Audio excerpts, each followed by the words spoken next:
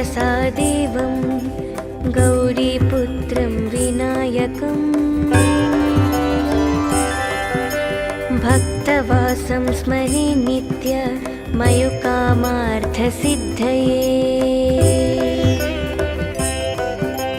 प्रथमं वक्रतुण्डं च एकदन्तं द्वितीयकम् तृतीयं कृष्णपिङ्गाक्षं गजवक्त्रं चतुर्थकम् लम्बोदरं पञ्चमं च षष्ठं विकटमेव च सप्तमं विघ्नराजेन्द्र दूर्मवर्णं तदाष्टमम् नवमं फलचन्द्रं च दशमं तु विनायकम् एकादशं गणपतिं द्वादशं तु गजाननम् द्वादशेतानि नामानि त्रिसन्ध्यं यः पठे नरः नाच विघ्नभयं तस्य सर्वसिद्धिकरं ध्रुवम् विद्यार्थी लभते विद्यां धनार्थी लभते धनं पुत्रार्थी लभते पुत्रं मोक्षार्थी लभते गतिम्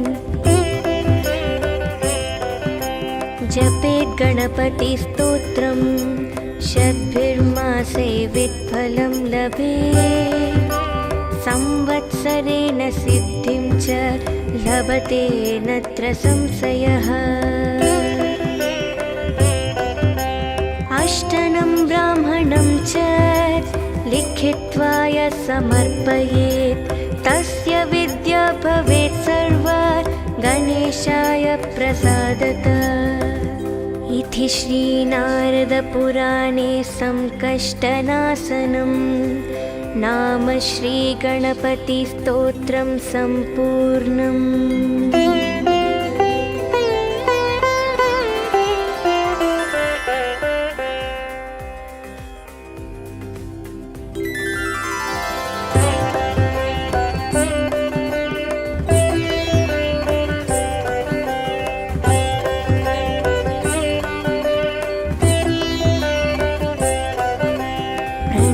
शिरसा देवं गौरीपुत्रं विनायकम्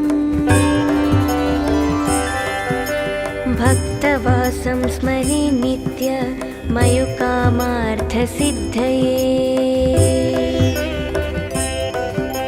प्रथमं वक्रतुण्डं च एकदन्तं द्वितीयकम् तृतीयं कृष्णपिङ्गाक्षं गजवक्त्रं चतुर्थकम् लम्बोदरं पञ्चमं च षष्ठं विकटमेव च सप्तमं विघ्नराजेन्द्र दूर्मवर्णं तदाष्टमम् नवमं फलचन्द्रं च दशमं तु विनायकम् एकादशं गणपतिं द्वादशं तु गजाननम् द्वादशेतानि नामानि त्रिसन्ध्यं यः पठे नरः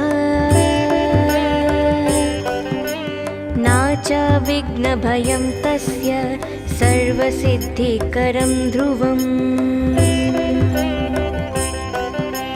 विद्यार्थी लभते विद्यां धनार्थी लभते धनं पुत्रार्थी लभते पुत्रं मोक्षार्थी लभते गतिम्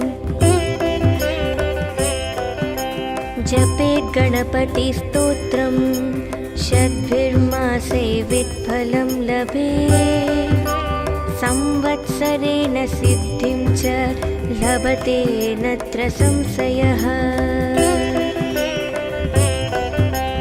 अष्टनं ब्राह्मणं च लिखित्वा यः समर्पयेत् तस्य विद्या भवेत् सर्वा गणेशाय प्रसादतः।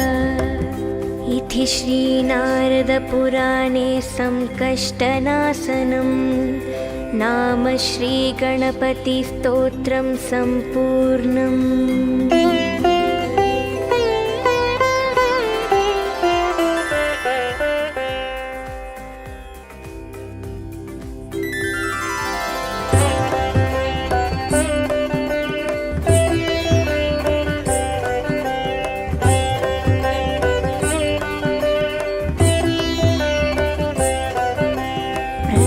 शिरसा देवं गौरीपुत्रं विनायकम् भक्तवासं स्मरे नित्य मयुकामार्थसिद्धये। प्रथमं वक्रतुण्डं च एकदन्तं द्वितीयकम् तृतीयं कृष्णपिङ्गाक्षं गजवक्त्रं चतुर्थकम्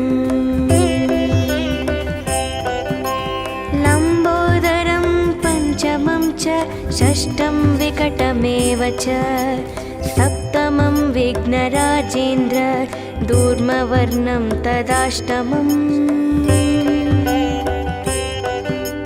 नवमं फलचन्द्रं च दशमं तु विनायकम् एकादशं गणपतिं द्वादशं तु गजाननम्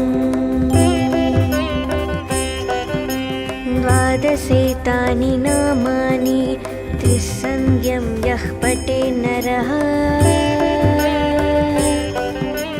नाच विघ्नभयं तस्य सर्वसिद्धिकरं ध्रुवम्।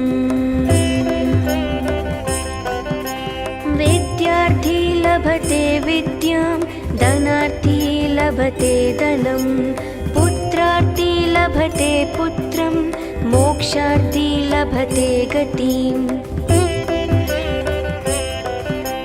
जपेत् गणपतिस्तोत्रं षड्भिर्मासे वित्फलं लभेत् संवत्सरेण सिद्धिं च लभते नत्र संशयः।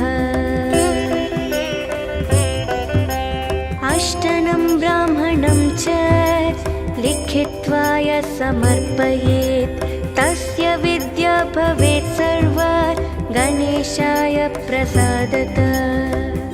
इति श्रीनारदपुराणे संकष्टनाशनं नाम श्रीगणपतिस्तोत्रं सम्पूर्णम्।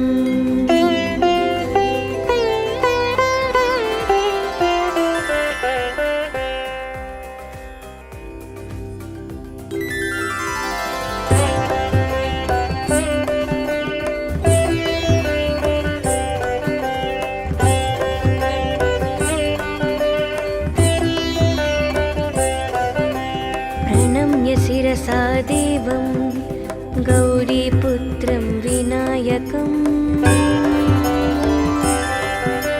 भक्तवासं स्मरे नित्य मयुकामार्थसिद्धये। प्रथमं वक्रतुण्डं च एकदन्तं द्वितीयकम् तृतीयं कृष्णपिङ्गाक्षं गजवक्त्रं चतुर्थकम् लम्बोदरं पञ्चमं च षष्ठं विकटमेव च सप्तमं विघ्नराजेन्द्र दूर्मवर्णं तदाष्टमम् नवमं फलचन्द्रं च दशमं तु विनायकम् एकादशं गणपतिं द्वादशं तु गजाननम् द्वादशेतानि नामानि त्रिसन्ध्यं यः पठे नरः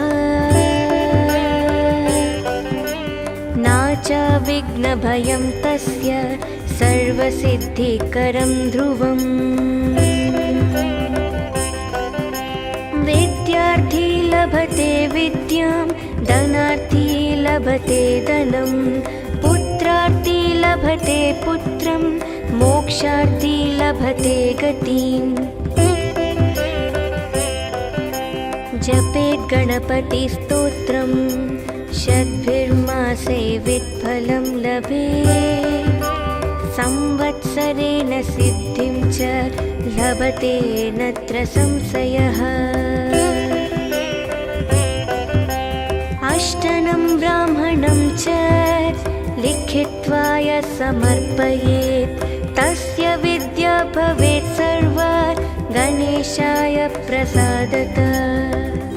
इति श्रीनारदपुराणे संकष्टनाशनं नाम श्रीगणपतिस्तोत्रं सम्पूर्णम्।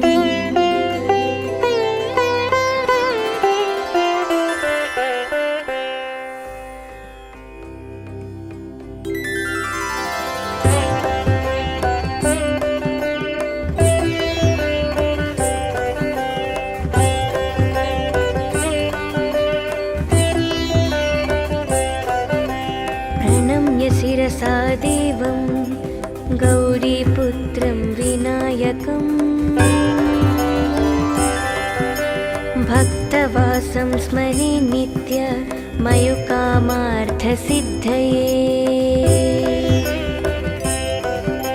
प्रथमं वक्रतुण्डं च एकदन्तं द्वितीयकम्, तृतीयं कृष्णपिङ्गाक्षं गजवक्त्रं चतुर्थकम्, लम्बोदरं पञ्चमं च षष्ठं विकटमेव च, सप्तमं विघ्नराजेन्द्र दूर्मवर्णं तदाष्टमम्, नवमं फलचन्द्रं च दशमं तु विनायकम्, एकादशं गणपतिं द्वादशं तु गजाननम्, द्वादशेतानि नामानि त्रिसन्ध्यं यः पठेत् नरः, नाचाविघ्नभयं तस्य सर्वसिद्धिकरं ध्रुवम्। विद्यार्थी लभते विद्यां, धनार्थी लभते धनं, पुत्रार्थी लभते पुत्रं, मोक्षार्थी लभते गतिम्। जपेत् गणपतिस्तोत्रं शतभिर्मासे वित्फलं लभेत्। संवत्सरेण सिद्धिं च लभते नत्र संशयः। अष्टनं ब्राह्मणं च लिखित्वा यः समर्पयेत्, तस्य विद्या भवेत् सर्वा गणेशाय प्रसादतः। इति श्रीनारदपुराणे संकष्टनाशनं नाम श्रीगणपतिस्तोत्रं सम्पूर्णम्।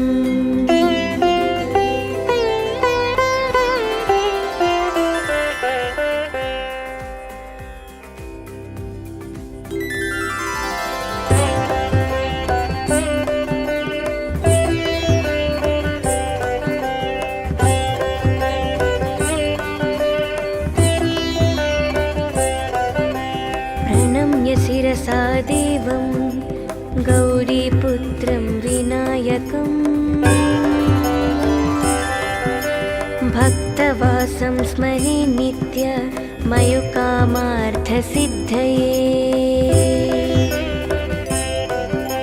प्रथमं वक्रतुण्डं च एकदन्तं द्वितीयकम्, तृतीयं कृष्णपिङ्गाक्षं गजवक्त्रं चतुर्थकम्,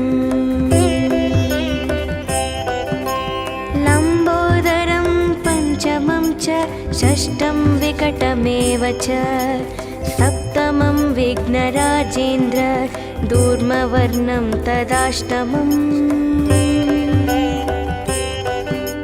नवमं फलचन्द्रं च दशमं तु विनायकम् एकादशं गणपतिं द्वादशं तु गजाननम् द्वादशेतानि नामानि त्रिसन्ध्यं यः पठे नरः नाचा विघ्नभयं तस्य सर्वसिद्धिकरं ध्रुवम्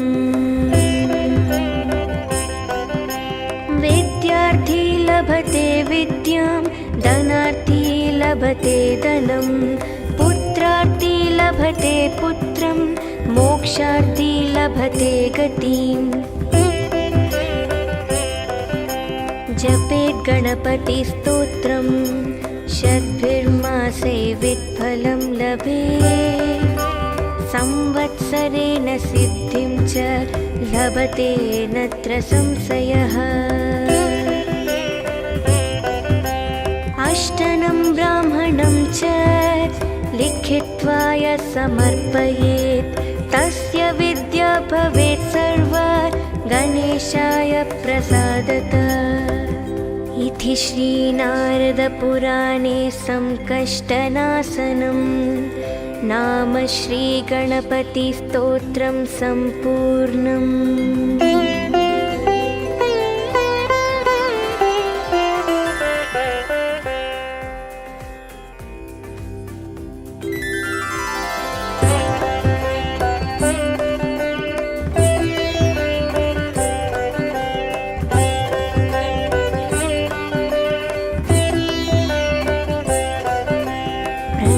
शिरसा देवं गौरीपुत्रं विनायकम् भक्तवासं स्मरे नित्य मयुकामार्थसिद्धये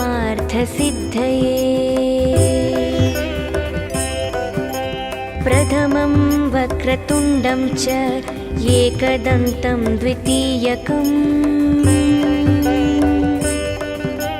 तृतीयं कृष्णपिङ्गाक्षं गजवक्त्रं चतुर्थकम् लम्बोदरं पञ्चमं च षष्ठं विकटमेव च सप्तमं विघ्नराजेन्द्र दूर्मवर्णं तदाष्टमम् नवमं फलचन्द्रं च दशमं तु विनायकम् एकादशं गणपतिं द्वादशं तु गजाननम् द्वादशेतानि नामानि त्रिसन्ध्यं यः पठे नरः नाचा विघ्नभयं तस्य सर्वसिद्धिकरं ध्रुवम् विद्यार्थी लभते विद्यां धनार्थी लभते धनं पुत्रार्थी लभते पुत्रं मोक्षार्थी लभते गतिम् जपेत् गणपतिस्तोत्रं षड्भिर्मासे वित्फलं लभेत् संवत्सरेण सिद्धिं च लभते नत्र संशयः अष्टनं ब्राह्मणं च लिखित्वा यः समर्पयेत् तस्य विद्या भवेत् सर्वा गणेशाय प्रसादतः इति श्रीनारदपुराणे संकष्टनाशनं नाम श्रीगणपतिस्तोत्रं सम्पूर्णम्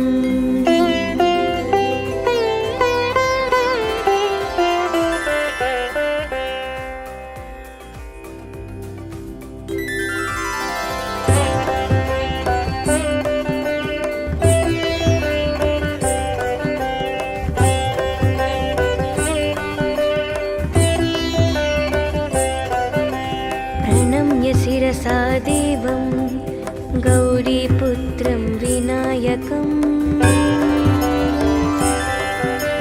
भक्तवासं स्मरे नित्य मयुकामार्थसिद्धये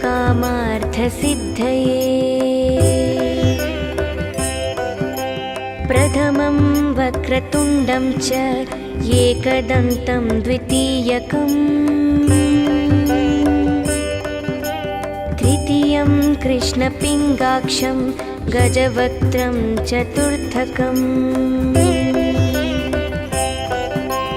लम्बोदरं पञ्चमं च षष्ठं विकटमेव च सप्तमं विघ्नराजेन्द्र दूर्मवर्णं तदाष्टमम्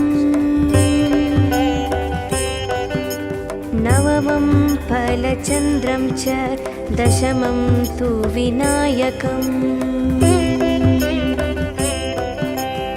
एकादशं गणपतिं द्वादशं तु गजाननम्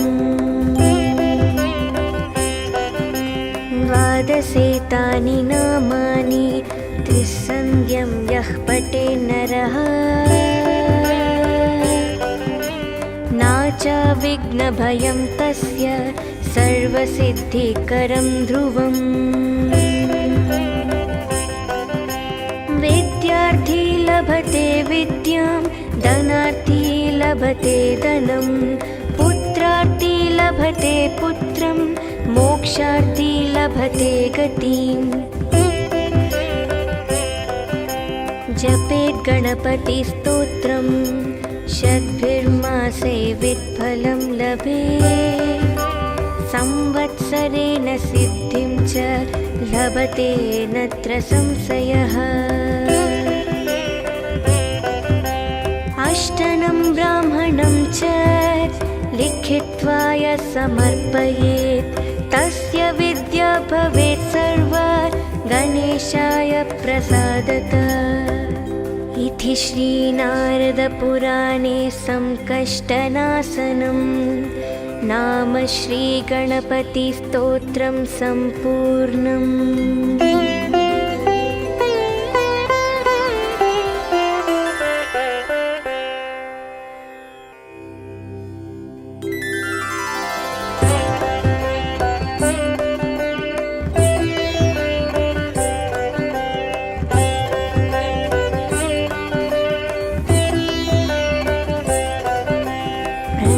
शिरसा देवं गौरीपुत्रं विनायकम्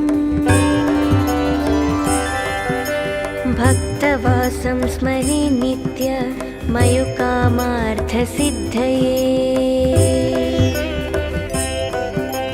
प्रथमं वक्रतुण्डं च एकदन्तं द्वितीयकम् तृतीयं कृष्णपिङ्गाक्षं गजवक्त्रं चतुर्थकम् लम्बोदरं पञ्चमं च षष्ठं विकटमेव च सप्तमं विघ्नराजेन्द्र दूर्मवर्णं तदाष्टमम् नवमं फलचन्द्रं च दशमं तु विनायकम् एकादशं गणपतिं द्वादशं तु गजाननम् द्वादशेतानि नामानि त्रिसन्ध्यं यः पठे नरः नाचा विघ्नभयं तस्य सर्वसिद्धिकरं ध्रुवम् विद्यार्थी लभते विद्यां धनार्थी लभते धनं पुत्रार्थी लभते पुत्रं मोक्षार्थी लभते गतिम् जपेत् गणपतिस्तोत्रं षड्भिर्मासे वित्फलं लभेत् संवत्सरेण सिद्धिं च लभते नत्र संशयः अष्टनं ब्राह्मणं च लिखित्वा यः समर्पयेत् तस्य विद्या भवेत् सर्वा गणेशाय प्रसादतः। इति श्रीनारदपुराणे संकष्टनाशनं नाम श्रीगणपतिस्तोत्रं सम्पूर्णम्।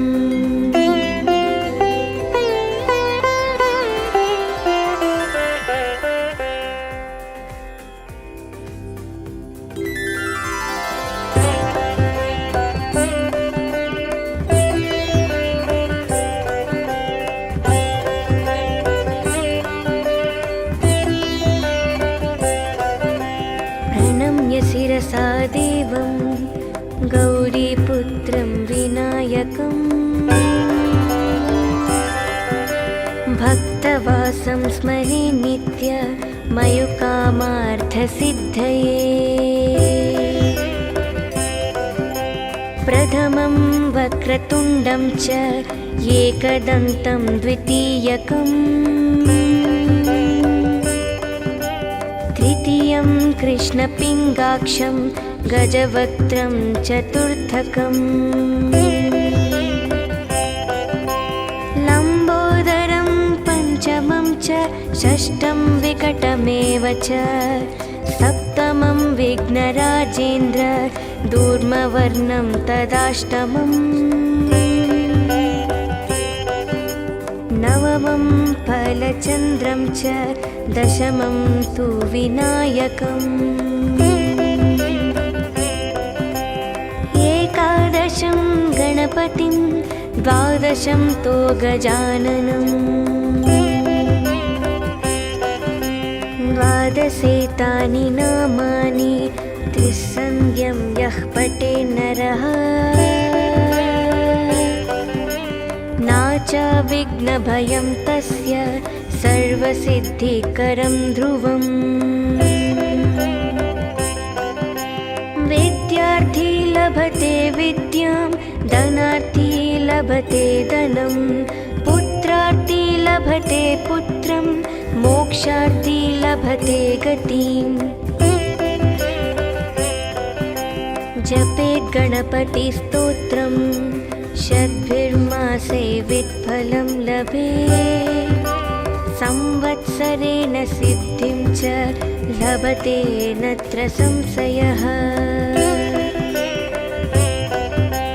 अष्टनं ब्राह्मणं च लिखित्वा यः समर्पयेत्, तस्य विद्या भवेत् सर्वा गणेशाय प्रसादतः। इति श्रीनारदपुराणे संकष्टनाशनं नाम श्रीगणपतिस्तोत्रं सम्पूर्णम्।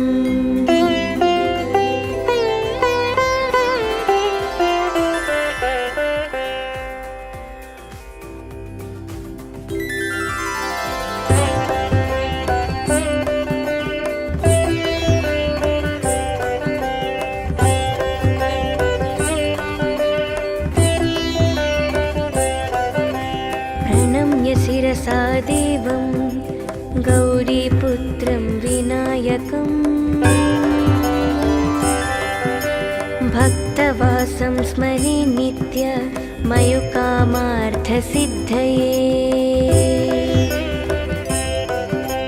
प्रथमं वक्रतुण्डं च एकदन्तं द्वितीयकम्, तृतीयं कृष्णपिङ्गाक्षं गजवक्त्रं चतुर्थकम्,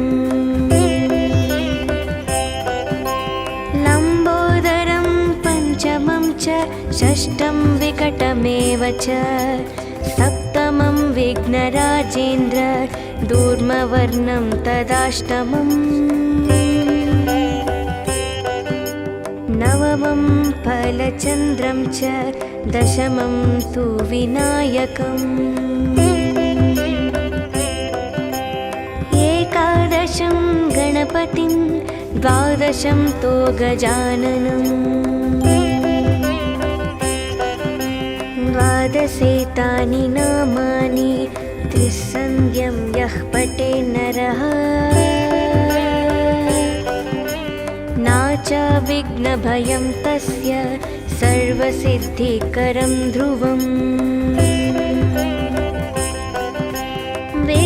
विद्यार्थी लभते विद्यां धनार्थी लभते धनं पुत्रार्थी लभते पुत्रं मोक्षार्थी लभते गतिम्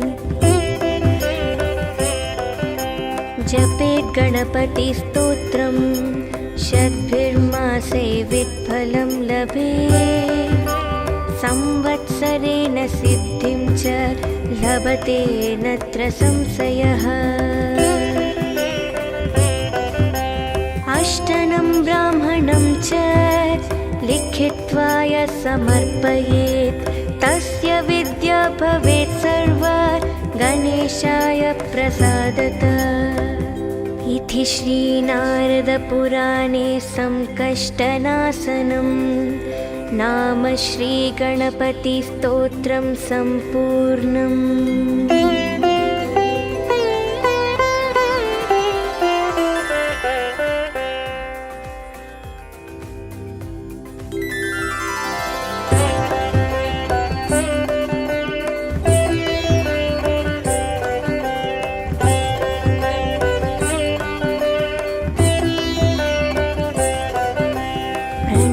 शिरसा देवं गौरीपुत्रं विनायकं भक्तवासं स्मरे नित्य मयुकामार्थसिद्धये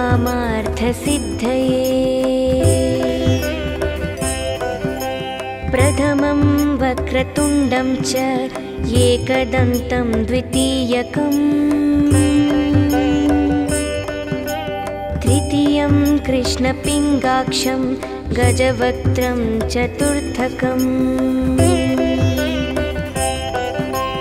लम्बोदरं पञ्चमं च षष्ठं विकटमेव च सप्तमं विघ्नराजेन्द्र दूर्मवर्णं तदाष्टमम् नवमं फलचन्द्रं च दशमं तु विनायकम् एकादशं गणपतिं द्वादशं तो गजाननम् द्वादशेतानि नामानि त्रिसन्ध्यं यः पठेत् नरः नाच विघ्नभयं तस्य सर्वसिद्धिकरं ध्रुवम्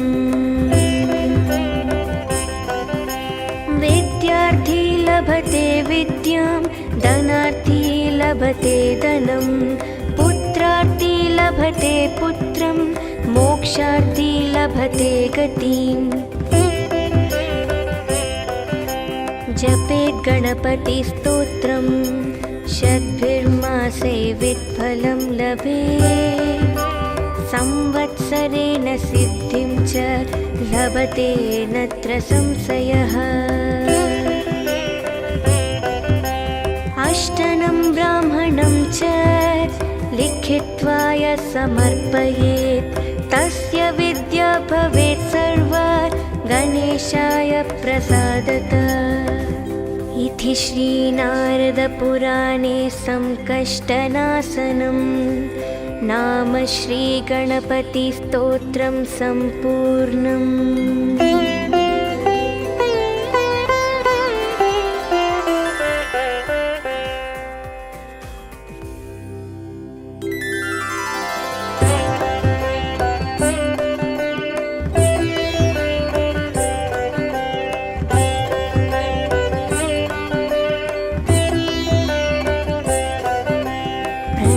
शिरसा देवं गौरीपुत्रं विनायकं भक्तवासं स्मरे नित्य मयुकामार्थसिद्धये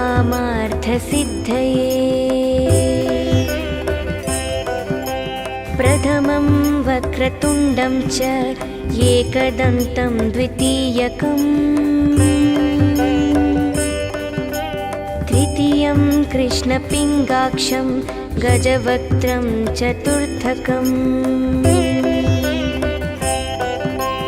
लम्बोदरं पञ्चमं च षष्ठं विकटमेव च सप्तमं सप्तमं विघ्नराजेन्द्र दूर्मवर्णं तदाष्टमम्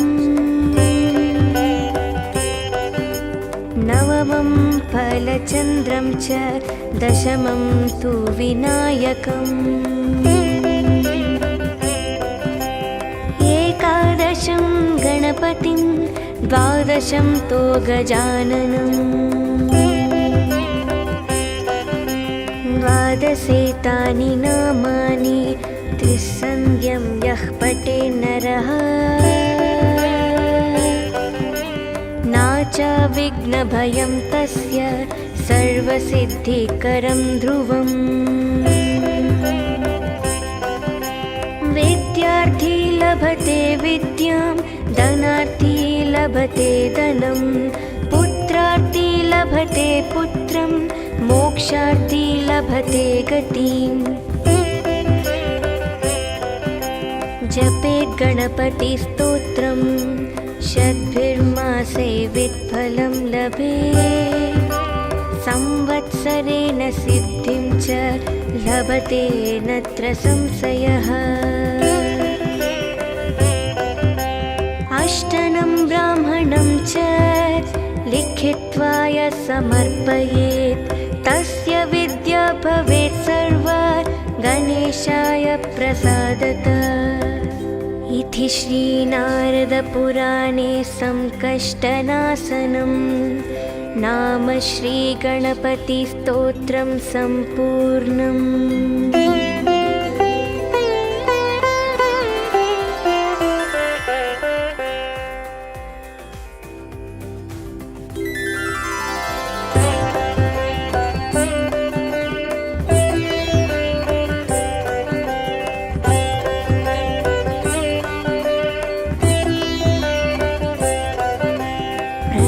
शिरसा देवं गौरीपुत्रं विनायकम् भक्तवासं स्मरे नित्य मयुकामार्थसिद्धये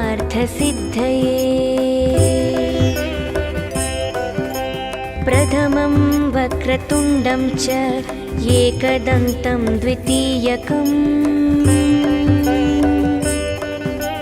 तृतीयं कृष्णपिङ्गाक्षं गजवक्त्रं चतुर्थकम्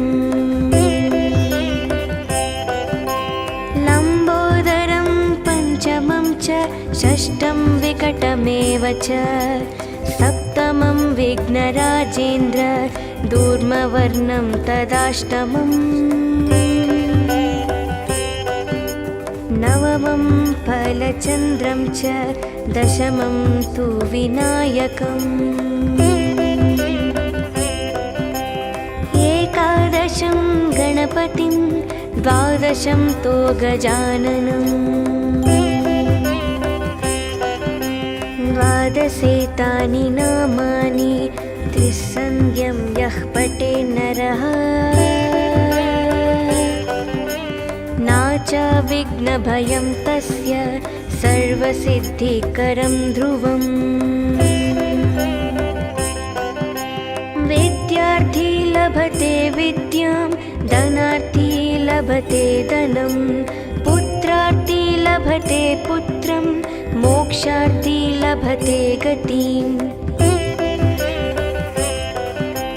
जपेत् गणपतिस्तोत्रम् शतभिर्मासे वित्फलं लभेत् संवत्सरेण सिद्धिं च लभते नत्र संशयः अष्टनं ब्राह्मणं च लिखित्वा यः समर्पयेत् तस्य विद्या भवेत् सर्वा गणेशाय प्रसादतः इति श्रीनारदपुराणे संकष्टनाशनं नाम श्रीगणपतिस्तोत्रं सम्पूर्णम्।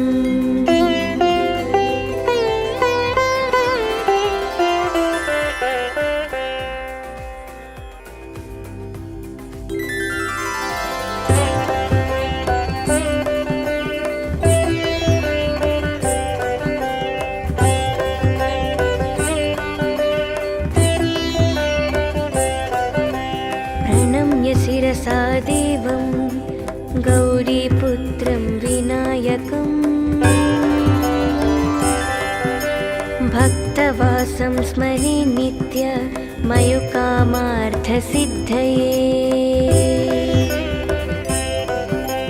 प्रथमं वक्रतुण्डं च एकदन्तं द्वितीयकम् तृतीयं कृष्णपिङ्गाक्षं गजवक्त्रं चतुर्थकम्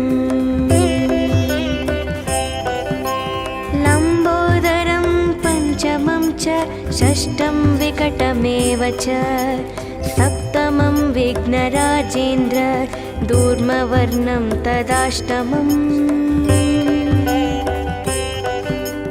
नवमं फलचन्द्रं च दशमं तु विनायकम् एकादशं गणपतिं द्वादशं तो गजाननम् द्वादशेतानि नामानि त्रिसन्ध्यं यः पठे नरः नाचा विघ्नभयं तस्य सर्वसिद्धिकरं ध्रुवम् विद्यार्थी लभते विद्यां धनार्थी लभते धनं पुत्रार्थी लभते पुत्रं मोक्षार्थी लभते गतिम् जपेत् गणपतिस्तोत्रं शतभिर्मासे वित्फलं लभेत् संवत्सरेण सिद्धिं च लभते नत्र संशयः अष्टनं ब्राह्मणं च लिखित्वा यः समर्पयेत् तस्य विद्या भवेत् सर्वा गणेशाय प्रसादतः इति श्रीनारदपुराणे संकष्टनाशनं नाम श्रीगणपतिस्तोत्रं सम्पूर्णम्।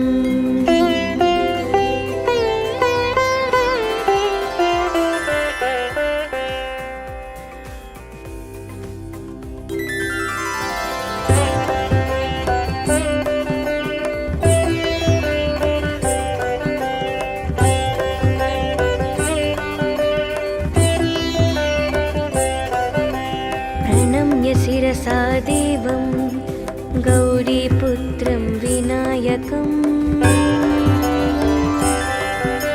भक्तवासं स्मरे नित्य मयुकामार्थसिद्धये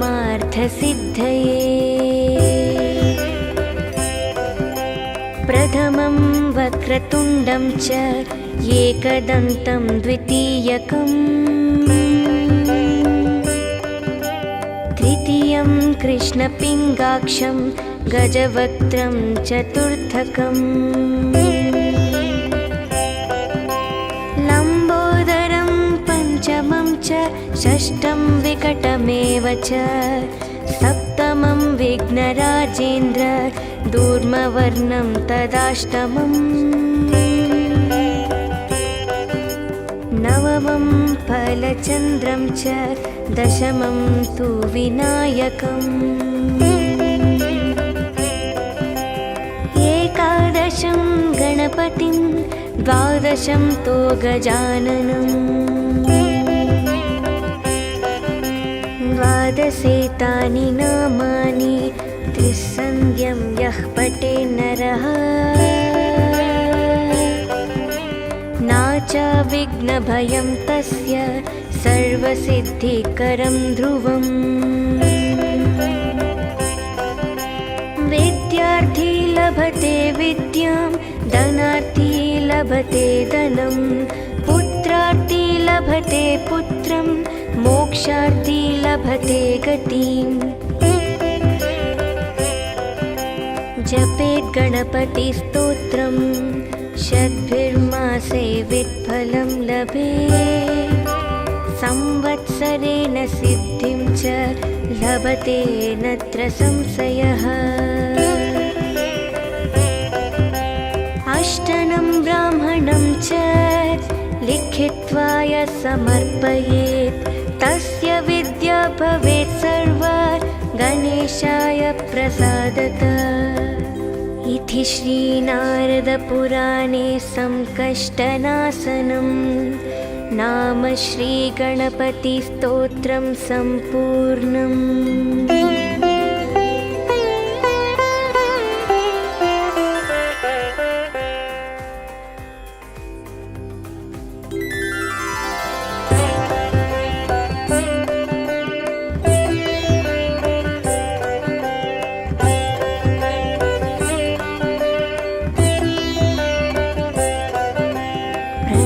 शिरसा देवं गौरीपुत्रं विनायकम्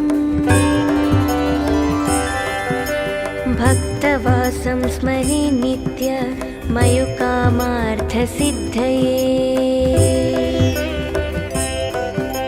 प्रथमं वक्रतुण्डं च एकदन्तं द्वितीयकम् तृतीयं कृष्णपिङ्गाक्षं गजवक्त्रं चतुर्थकम् लम्बोदरं पञ्चमं च षष्ठं विकटमेव च सप्तमं विघ्नराजेन्द्र दूर्मवर्णं तदाष्टमम् नवमं फलचन्द्रं च दशमं तु विनायकम् एकादशं गणपतिं द्वादशं तु गजाननम् द्वादशेतानि नामानि त्रिसन्ध्यं यः पठे नरः नाच विघ्नभयं तस्य सर्वसिद्धिकरं ध्रुवम्। विद्यार्थी लभते विद्यां धनार्थी लभते धनं पुत्रार्थी लभते पुत्रं मोक्षार्थी लभते गतिम्। जपेत् गणपतिस्तोत्रम् षड्भिर्मासे वित्फलं लभेत् संवत्सरेण सिद्धिं च लभते नत्र संशयः। अष्टनं ब्राह्मणं च लिखित्वा यः समर्पयेत् तस्य विद्या भवेत् सर्वा गणेशाय प्रसादतः। इति श्रीनारदपुराणे संकष्टनाशनं नाम श्रीगणपतिस्तोत्रं सम्पूर्णम्।